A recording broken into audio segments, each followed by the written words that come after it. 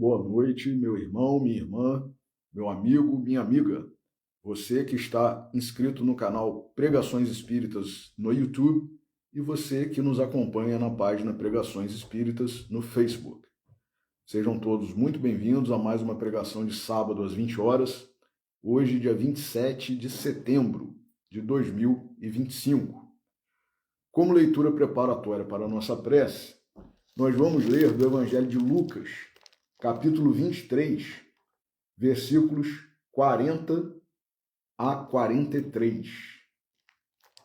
É aquele episódio em que Jesus, já crucificado, estabelece um breve diálogo ali com o bom ladrão, né, considerado o bom ladrão, Dimas.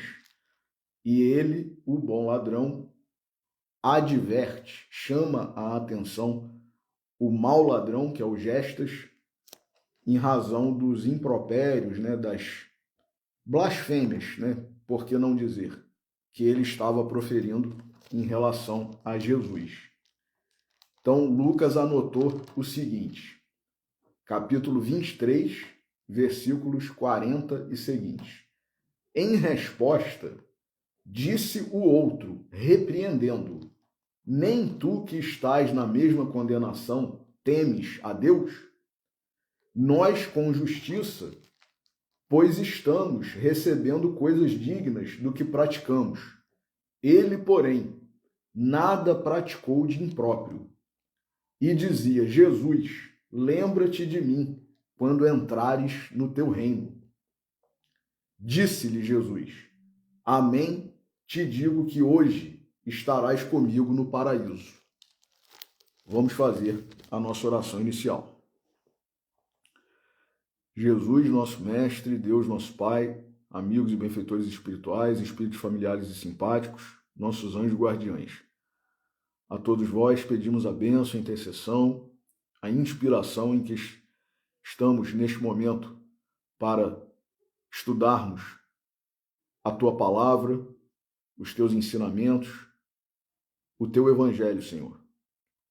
E hoje, refletindo sobre esse ensinamento precioso que Tu deixaste em relação à entrada, digamos assim, né, de nós outros, pecadores, criminosos, no paraíso, com a ajuda dos Teus missionários, dos Teus emissários, os espíritos que participaram da codificação, seja sob a forma de desencarnados, seja sob a forma de encarnados. Nós agradecemos antecipadamente por mais esta bênção, por mais esta oportunidade e pedimos permissão para iniciar a pregação de hoje. Que assim seja. Meus amigos, é muito comum, mesmo algumas vezes entre nós espíritas cristãos, nós fazermos uma certa confusão em relação a o que é o paraíso, né? Quais as condições, as circunstâncias, como que a gente vai para lá? Basta crer, né, como alguns cristãos acreditam, Jesus já passou por tudo, né, já pagou os nossos pecados, então basta eu crer. Bom, isso é um pouco contraditório com o que o próprio Cristo ensinou, porque ele disse, a cada um será dado segundo as suas obras. Então, se eu não preciso fazer nada, como que Jesus falou isso? Então, será que basta eu crer? E aí, isso leva, né, isso suscita uma outra argumentação, um outro enfoque, um outro assunto que nós não vamos abordar hoje, mas que pode ser abordado numa próxima pregação, que é a fé sem obras e as obras sem fé, né? Basta eu fazer a obra sem ter fé? Basta eu ter fé sem fazer obra? Enfim, mas a gente não vai abordar isso hoje. Porém, há, né, crentes, há cristãos que acreditam. Jesus já fez tudo, Jesus já passou por tudo, né? Ele se imolou, né? Se permitiu, se sacrificou por nós e por isso pagou por nós todos os pecados, e aí basta que nós creiamos nele como Cristo, o Messias, o emissário de Deus, e nós estamos salvos. Então, quer dizer, em tese, eu posso fazer um monte de besteira, né, na minha vida, porque eu creio, porque Jesus já pagou os meus pecados antecipadamente. É um pouco incoerente isso, e como eu falei, é contraditório ao que o próprio Jesus falou, né? A cada um será dado segundo as suas obras. Então, se eu não faço nada, ou se eu faço coisa errada, a consequência, né, dessa inércia, dessa omissão ou dessa ação maléfica vai aparecer, né? E não é em cima de Jesus que eu tenho que jogar a responsabilidade como se eu tivesse, inclusive, uma carta branca para eu fazer tudo de errado, porque eu creio, né? Então, basta isso. De outra ponta, né, alguns entendem que se até no momento da morte, né, instantes antes, eu passo a crer, né, passo a admitir Jesus como o Messias, o Salvador, o emissário, né, o de Deus, o enviado de Deus. Tudo que ficou de histórico na minha trajetória, como, por exemplo, é o que parece-nos à primeira vista, né, esse episódio do bom ladrão, o sujeito era um ladrão. E, pelo visto, não era um ladrão qualquer, porque ele foi condenado à morte. Quem labuta aí, né, exerce sua atividade na área jurídica, digamos assim, né, existem os criminosos, que são chamados os, como dizia-se antigamente, né, os ladrões de galinha, né? O criminosozinho que faz um furtinho aqui, outro furtinho ali e tal, não geralmente emprega violência ou grave ameaça, né? Não coloca uma arma ou não agride, né? Não pratica realmente a violência, um roubo seguido, né, de morte, que é o tal do latrocínio, né? E faz um furtozinho aqui, é o famoso a ocasião faz o ladrão. Faz um furtozinho aqui, faz outro furtozinho ali e tal. Esses são crimes de menor potencial, né? E é o sujeito que não tem tanta ameaça para a sociedade, embora seja crime, né? Seja errado o que ele está fazendo.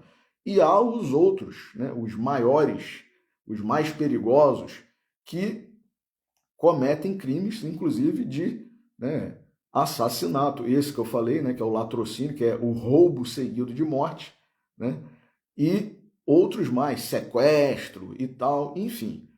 O sujeito que é considerado um ladrão, né, de alta periculosidade, né, ao ponto, né, de ser condenado à morte, porque nem todas as penas, mesmo lá no Império Romano, né, na época lá dos Césares, né, dos imperadores romanos, e também na época de Jesus, que era, né, o povo judeu submisso, né, tanto que havia a figura lá dos publicanos que recolhiam impostos para transmitirem o valor arrecadado ao Império Romano, eles estavam ali sob a égide, digamos assim, né, sob a lei do Império Romano, e a pena de morte, que era a pena máxima, lógico, né, só podia ser executada com autorização do Império Romano. Mas aí isso era guardado realmente para os criminosos mais perigosos, mais violentos. Então, tudo leva a crer, para quem é da área jurídica aí, né, a gente supõe, pela lógica, né, que o Dimas, embora seja chamado, né, entre os cristãos de o bom ladrão, ele era, até o momento em que ele reconhece, né, a divindade de Jesus, reconhece Jesus como um representante de Deus, como o Messias, e inclusive fala, né, que, ó, Senhor Jesus, quando tu entrares no teu reino, no paraíso, lembra-te de mim. Isso é uma demonstração de total aceitação, de total fé, né? inclusive de que as profecias estavam a se cumprir naquele, né, que estava ali entre eles, também sendo crucificado. Mas como ele mesmo diz na passagem que Lucas registrou, ele fala que ele e o outro que estava proferindo impropérios, blasfêmios, mereciam estar ali, mas Jesus não, porque não havia feito nada de impróprio. Então vejamos, né? Era um sujeito que, apesar de ser um criminoso, tinha um raciocínio, né, lógico, tinha razoabilidade e por isso fez essa ponderação. Mas, voltando, quer-se crer que a sua trajetória como criminoso era de um criminoso, né, minimamente violento, um criminoso que era reincidente, por certo, né?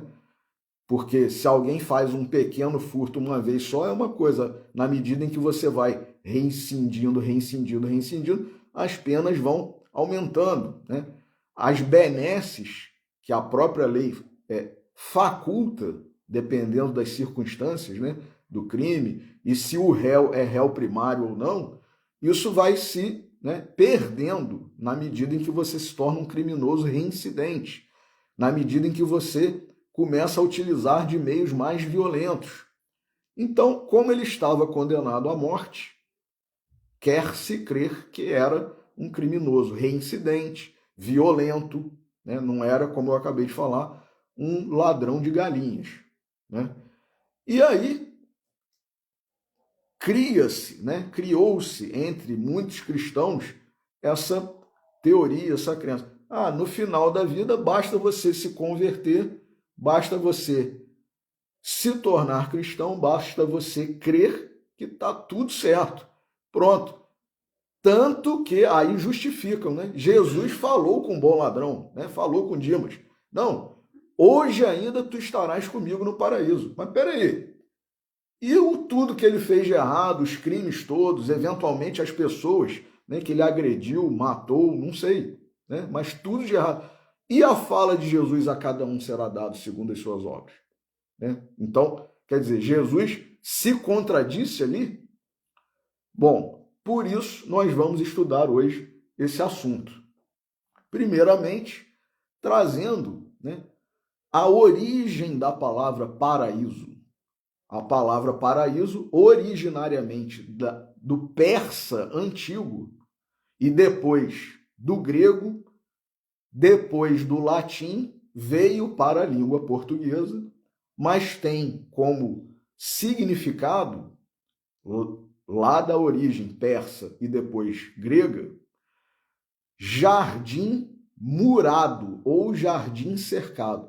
Primeiro, só aí já dá para a gente começar a interpretar, né, o significado da palavra paraíso. Primeiramente, não é um jardim aberto, né? Se é o significado principal e original da palavra é jardim murado ou cercado, não é todo mundo que adentra esse jardim, não é todo mundo que acessa, né, esse jardim. São só alguns. Quem? Né? Quem está na condição de adentrar esse jardim, quem tem a chave, ou para quem as portas, os portões são abertos, né? Não é uma praça pública em que qualquer um pode chegar ali, sentar num banco, né, ver o jardim que está ali, né, ornamentado, as flores e tal. Não é isso. Só alguns podem adentrar. Então, para começar, é murado, né? É cercado, murado. Isso está na acepção, né? No significado original da palavra. Jardim murado, jardim cercado. E jardim, para quem gosta aí de planta, né, cultivo de flores, de árvores, né, muitas vezes frutíferas, e quem gosta de jardinagem, meus amigos, dá um trabalho que às vezes até a gente desiste de ter, né? Uma plantinha, uma flor, então, ó, vamos acabar com isso, está dando trabalho demais e tal. Ou, né, começa a surgir ervas daninhas, né? Ou pragas, e aí a gente não sabe lidar com aquilo, e às vezes contrata um jardineiro e o negócio começa bem, daqui a pouco desanda, e aí, ó, vamos acabar com isso, vamos comprar uma plantinha artificial que não tem essa, né? Muita gente opta por isso. Por quê? Porque jardim, e para se manter, inclusive, bonito, né? Já que você quer, né? O jardim, geralmente, a gente quer para quê? Para enfeitar, né? O quintal, a entrada da nossa casa, né? O condomínio no qual nós residimos, né? É a praça, inclusive, da cidade onde nós moramos, que tem lá. Mas se não for bem cuidado, e que é um cuidado que exige muito trabalho, né? Trabalho diário, poda, irrigação, adubação, e enfim, né? Tudo aquilo para ficar, né, aquela coisa maravilhosa, perfeita, que quando a gente olha, a gente quer até tirar uma foto, né? Sair, né, no cenário ali aparecendo e tal, mas quem vivencia o dia a dia ali, né, tem jardineiros aí que são, né, verdadeiros mágicos, né, que transformam às vezes um local que estava parecendo uma floresta selvagem, né, num jardim, né, bonito, organizado, limpo e tudo mais, ornamentado, né?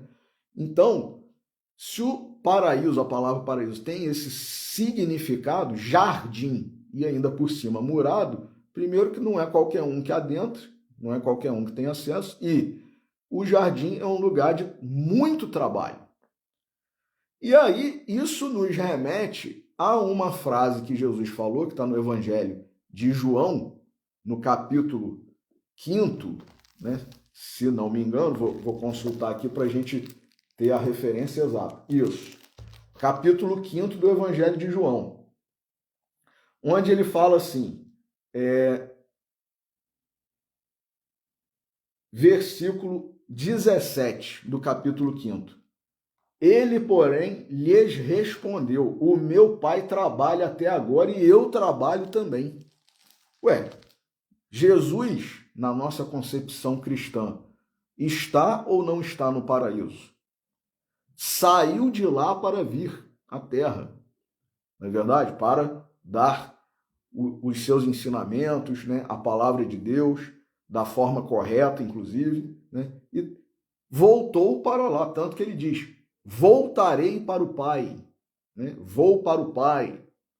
Enfim, então, se ele está nesse local e ele disse, meu Pai trabalha sem cessar e eu também, significa que, né, subentende-se que ele está exatamente nesse jardim cuidando, né, simbólico, jardim simbólico, meus irmãos, né? Porque realmente não é, né, o paraíso não é um lugar lá como alguns de nós acreditamos, que a gente vai ficar num jardim maravilhoso, mas cuidado por outras pessoas, e a gente vai ficar lá sentado, né, admirando a paisagem, né, comendo umas uvas muito doces, né, e cada cacho de uva desse tamanho que assim, né, e tal, vendo os anjos tocarem harpa, e não é nada disso. Se Jesus falou, meu pai trabalha sem cessar e eu trabalho também, nós que não somos Jesus, que não estamos no nível dele, nós vamos ficar parados lá e Jesus é que vai ficar trabalhando para a gente? Não tem o menor sentido isso. E aí também volta a frase que ele falou, a cada um será dado segundo as suas obras. Então, eu vou para o paraíso, não fiz nada, né? Ah, eu não fiz o mal e eu creio, então eu vou para o paraíso. Será? Lá no paraíso eu vou ficar usufruindo as delícias, né? As maravilhas que tem lá e que os outros providenciam, os outros trabalham e eu vou ficar sendo servido? É como se a gente fosse a um restaurante aí e não é nem self-service, é à la carte, vem o garçom e tal, e você só pede. Não tem sentido isso. Jesus trabalhando, Deus, os Espíritos Santos, né?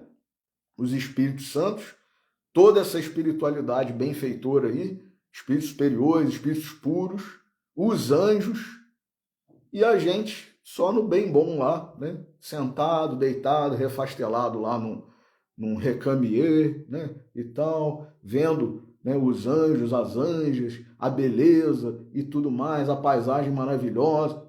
Não tem o menor sentido isso. Principalmente se a gente não foi realmente um obreiro do Senhor, né? Se a gente não fez o bem, como esses grandes, esses gigantes aí que já passaram pela Terra. Esses que foram canonizados e outros que não foram canonizados porque não eram do segmento católico, mas que eram, né, verdadeiros missionários do Cristo. Né? Pessoas que representavam, sim, né, o ensinamento de Jesus, a mensagem de Jesus. Né? Então, o que é, na verdade? Né? Como é que é essa questão? Mais uma vez, recorremos ao livro de Vinícius, Nas Pegadas do Mestre, capítulo intitulado O Céu de Jesus. Então, ele vai dizer aqui qual é, né, o verdadeiro significado, qual noção nós devemos ter. Por que eu digo noção? Porque não dá para a gente ter certeza, né, de algo que ainda está muito distante de nós outros. Né? Quem está apto a adentrar esse jardim? Né? Quem está apto a cuidar desse jardim? Só quem está num nível muito elevado. Nós estamos? Não. Nós, na verdade, somos pecadores. Quando não criminosos, né? Mas, no mínimo, pecadores. Então, a gente está muito distante ainda. A gente tem que fazer muita obra, né? Obra no bem, para a gente conseguir se aproximar da condição de, ó, deixa eu ver aqui a sua entrada, né? Não tem um monte de gente que às vezes falsifica ingresso para poder entrar em show, festa e tal. É mais ou menos isso que a gente está querendo fazer, falsificar a entrada, né? Então, quando a gente estiver com o ingresso verdadeiro, carimbado, né? Com a assinatura, né? Com firma reconhecida de quem tem autoridade lá para autorizar o nosso ingresso, aí sim. Mas por enquanto a gente está muito distante. Então vamos ver o que Vinícius fala sobre isso. O céu de Jesus. O cristianismo diverge de todas as demais religiões. Olha só, o cristianismo, ele não está falando do catolicismo, do protestantismo, do cristianismo ortodoxo, do espiritismo. Não, o cristianismo como um todo diverge de todas as demais religiões.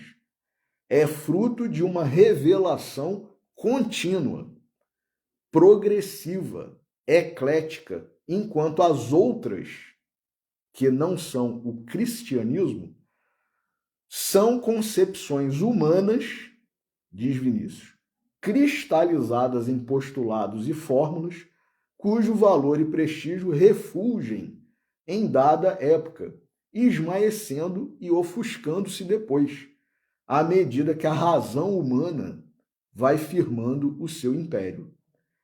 Jesus é a luz do mundo. O cristianismo é um sol que não tem ocaso. Acompanha a humanidade em sua evolução, cujo surto, através dos séculos, determina, regula e promove, mantendo o espírito do homem em constante novidade de vida. Então, olha que interessante, né? O cristianismo, Jesus, eles promovem uma renovação constante em nós outros. Uma renovação constante. Então, não tem, né, muita lógica. Ó, agora eu sou cristão, pronto, estou salvo, acabou, não preciso fazer mais nada. Não faz sentido isso. Né? Então, Paulo, por exemplo, que é um dos maiores exemplos dessa transformação, né, não foi no primeiro dia lá, quando ele caiu na estrada de Damasco e passou a acreditar em Jesus e perguntou, inclusive, Senhor, que queres que eu faça? Quer dizer, se entregando totalmente. A partir dali, ele já se considerava salvo.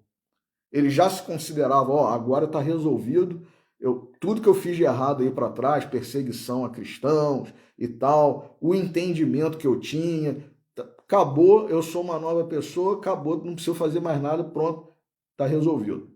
Não, lógico que não.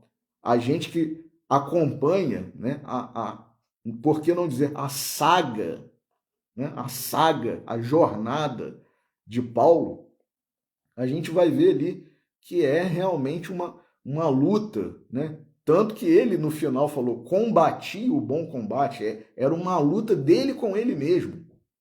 Combati o bom combate, não sou mais eu quem vive, mas o Cristo que vive em mim. Então, basta a gente se converter no primeiro dia, acabou? Está tudo resolvido? Não. Né? A trajetória de Paulo é o maior exemplo, né, disso. Então, é uma renovação constante.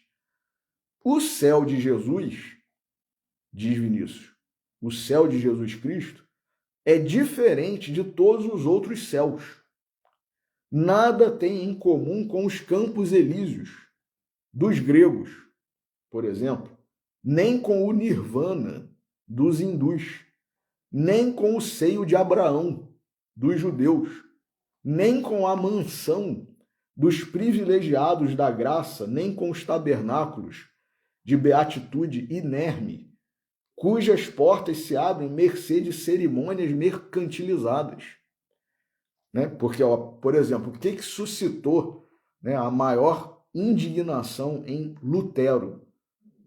Tanto que ele, né, fez o movimento da reforma protestante. Por quê? Porque ele passou a protestar contra aquilo. É que, num dado momento lá do cristianismo, que só tinha sob, né, o viés católico, né?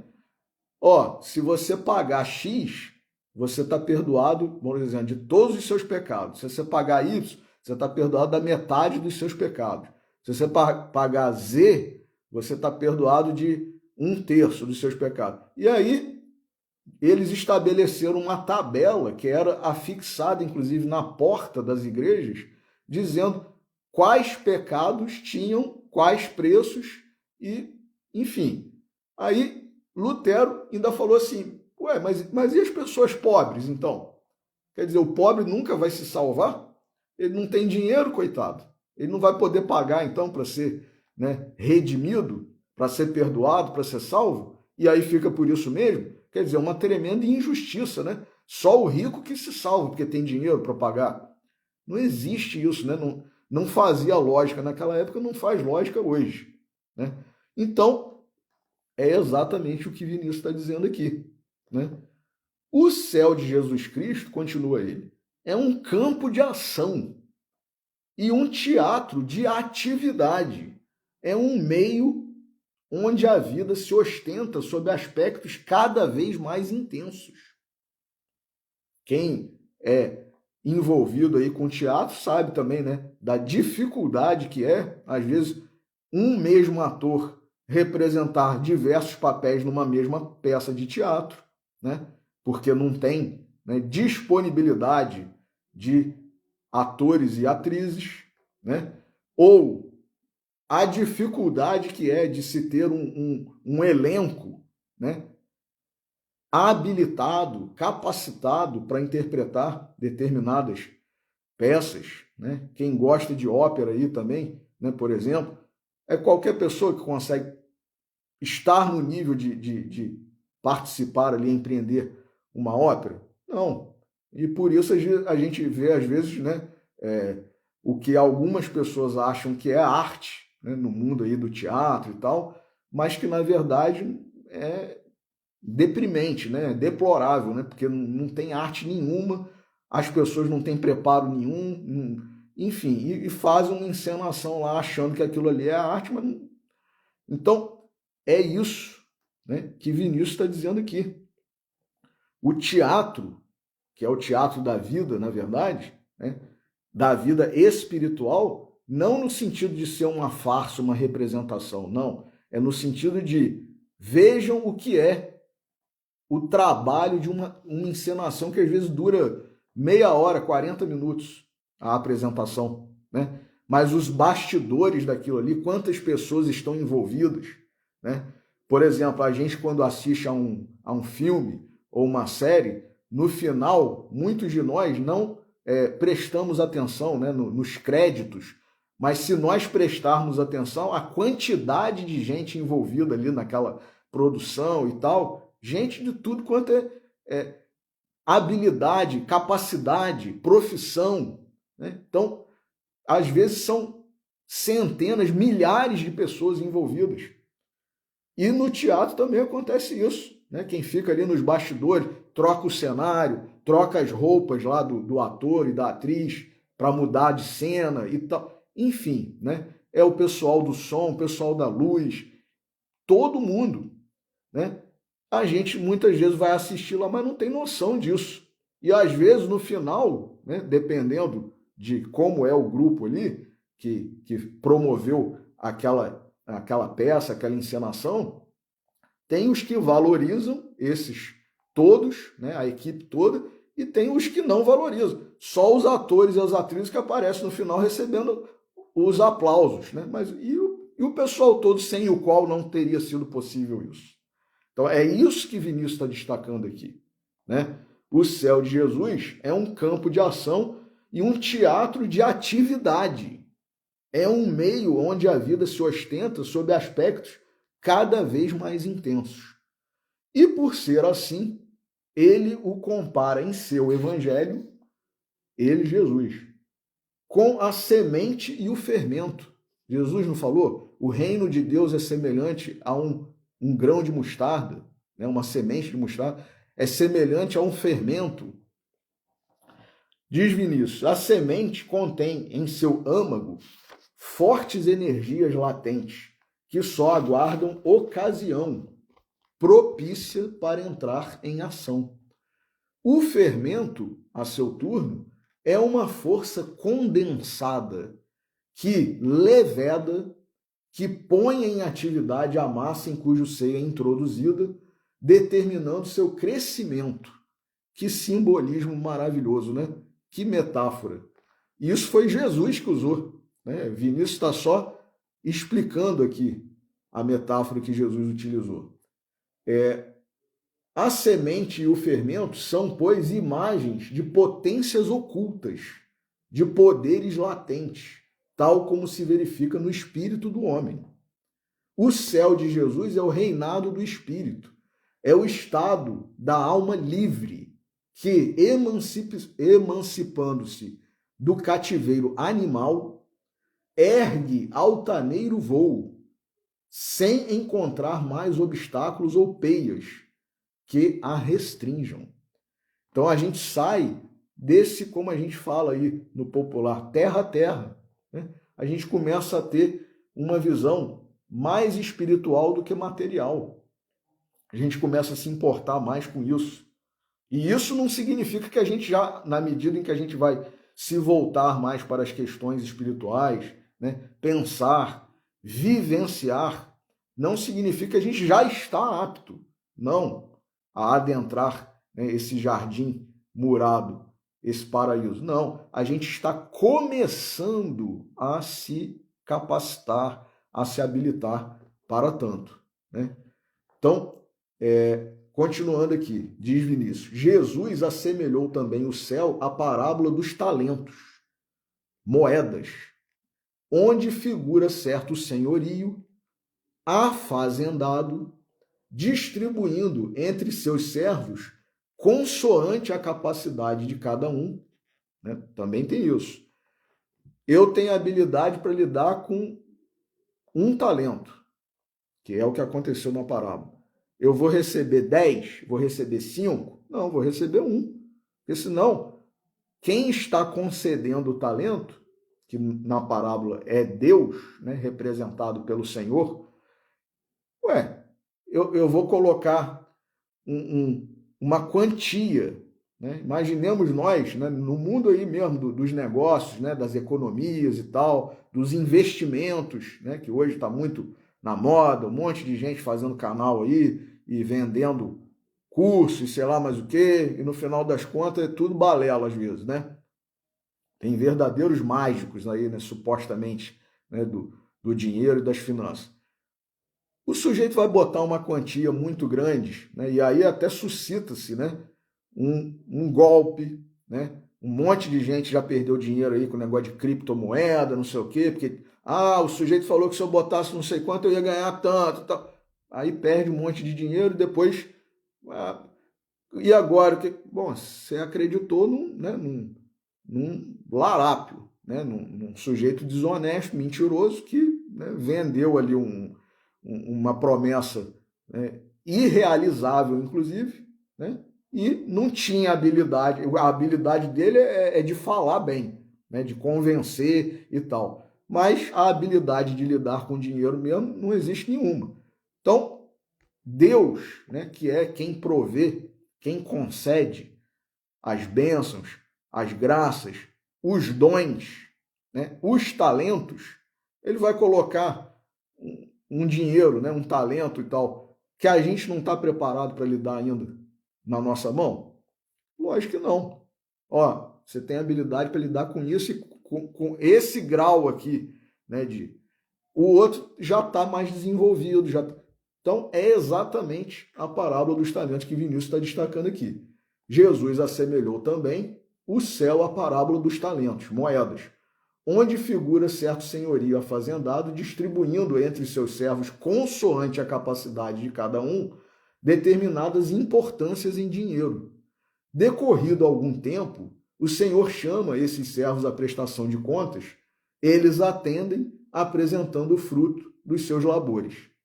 O que havia recebido 10 moedas entrega 20, sendo as outras 10 o produto do emprego dado ao capital recebido. O que recebeu 5 e o que recebeu 2 moedas fizeram o mesmo.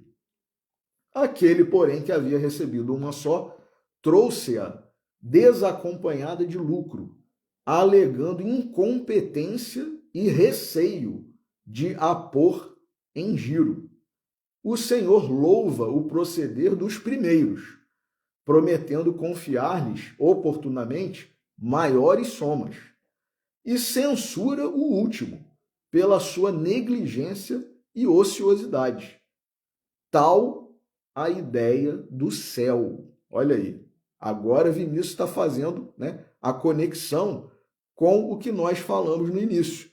Como é que eu vou almejar, né, desejar, querer o paraíso se eu não estou com habilidade ainda para estar nesse nível, nessa condição, né? Eu não estou ainda capacitado, apto para isso, né? E fala Vinícius aqui então, tal a ideia do céu que o Filho de Deus nos dá, nesse apólogo e em outros congêneres.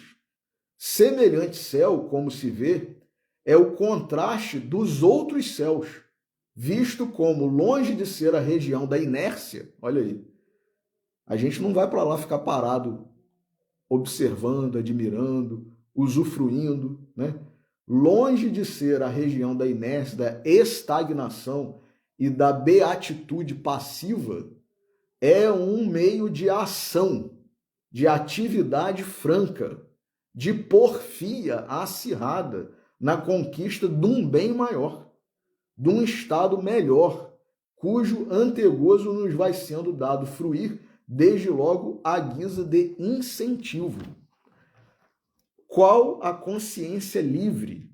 Pergunta Vinícius.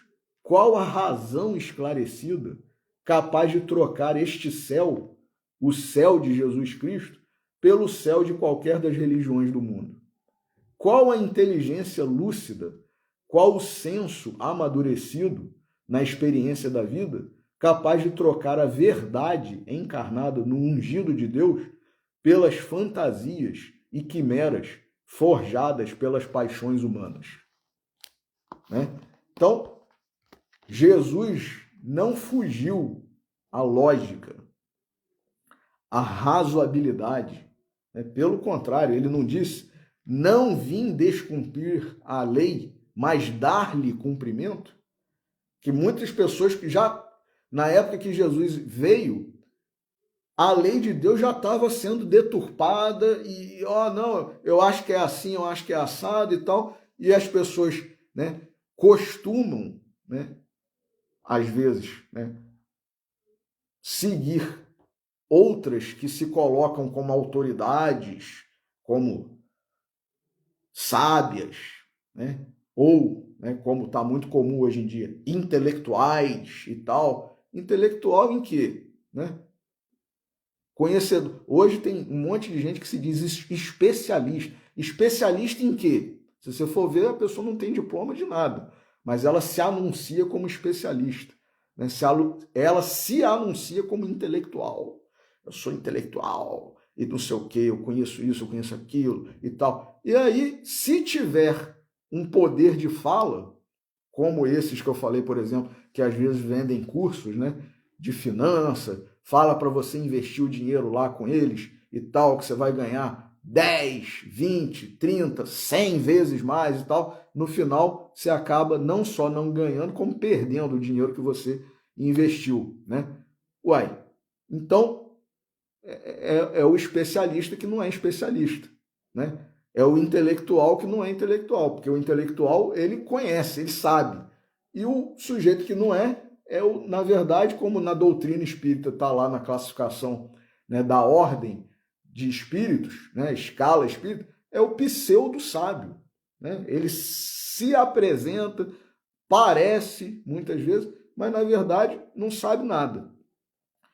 Tanto que quem sabia de verdade, quem sabe até hoje, tem humildade, né? E aí, por exemplo, só para citar um que é o mais emblemático, né, disso, que foi Sócrates, disse num dado momento: só sei que nada sei, só sei que nada sei. Ele que era o grande mestre ali dos gregos, né, dos jovens, e segundo os relatos lá de Platão, né, nos livros que Platão escreveu, que foi um discípulo de Sócrates, né, os diálogos que Sócrates estabelecia ali com os jovens e tal, era uma coisa fabulosa. Inclusive o método lá que ele inventou, né, a tal da maiêutica, né, de fazer perguntas e fazer com que a própria pessoa chegasse à resposta do que ela estava questionando, né, de uma forma lógica, né, de um método indutivo, mas a própria pessoa chegava à resposta.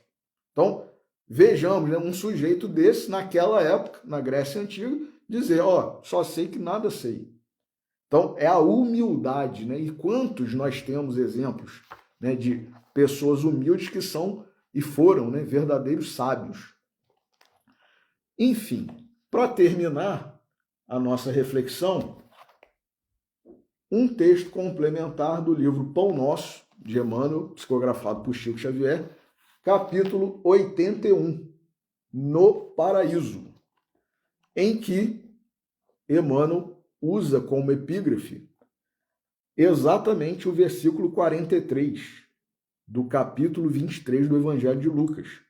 E respondeu-lhe Jesus: em verdade te digo que hoje estarás comigo no paraíso. Então diz Emmanuel aqui: à primeira vista, parece que Jesus se inclinou para o chamado bom ladrão, por meio da simpatia particular. Mas não é assim, diz Emmanuel. O mestre, nessa lição do Calvário, renovou a definição de paraíso. Olha só, hein? Noutra passagem, ele mesmo asseverou que o reino divino não surge com aparências exteriores. Ainda tem isso, né? Muitas vezes a pessoa fala que se converteu para ganhar alguma vantagem, né? Ah, eu vou falar que eu me converti e tal, e aí, né, eu vou ter algum benefício. Não vou especificar aqui nenhum, né, propriamente, mas todos nós conhecemos, né, um caso, uma pessoa e tal, né, pode ser mais próximo ou menos, podemos ter visto, né, na televisão, no noticiário e tal, alguém que num dado momento da sua vida falou assim, ó, agora eu me converti e tal, agora, mas, né, foi para ter algum benefício, foi para se livrar disso ou daquilo e tal, né, ou para continuar fazendo determinadas coisas, mas sob uma nova aparência, enfim. Então, Emmanuel agora está dizendo, o mestre nessa lição do Calvário renovou a definição de paraíso. Noutra passagem, ele mesmo asseverou que o reino divino não surge com aparências exteriores. Inicia-se, desenvolve-se e consolida-se em resplendores eternos, no imo do coração. Naquela hora de sacrifício culminante, o bom ladrão rendeu-se incondicionalmente a Jesus Cristo. Então, quer dizer, Emmanuel está dizendo, foi verdade a conversão, né, do Dimas.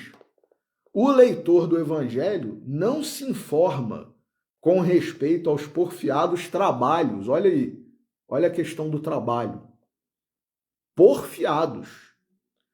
O leitor do Evangelho não se informa com respeito aos porfiados trabalhos e às responsabilidades novas que lhe pesariam nos ombros,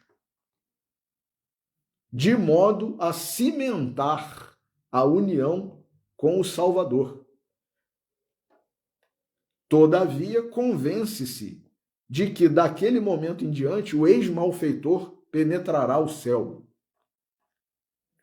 O símbolo é formoso e profundo e dá a ideia da infinita extensão da divina misericórdia. Podemos apresentar-nos com volumosa bagagem de débitos do passado escuro ante a verdade, mas desde o instante em que nos rendemos aos desígnios do Senhor, aceitando sinceramente o dever da própria regeneração, avançamos para a região espiritual diferente, onde todo jugo é suave e todo fardo é leve. Olha aí, vai ter jugo e vai ter fardo ainda. E a gente vai considerar o jugo suave e o fardo leve, mesmo eles ainda existindo. Chegado a essa altura, o espírito endividado não permanecerá em falsa atitude beatífica, reconhecendo acima de tudo que com Jesus o sofrimento é retificação e as cruzes são claridades imortais.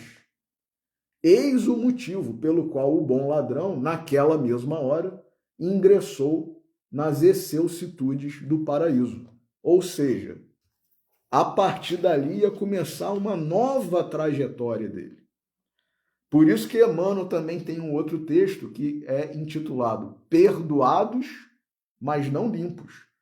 A partir do momento que nós somos perdoados por Deus, não está tudo certo, resolvido, acabou, não. Agora eu tenho que me limpar. Eu tenho que me limpar. Eu estou todo sujo de lama. E aí, alguém fala assim, olha só, não tem problema não, não se preocupe e tal, né?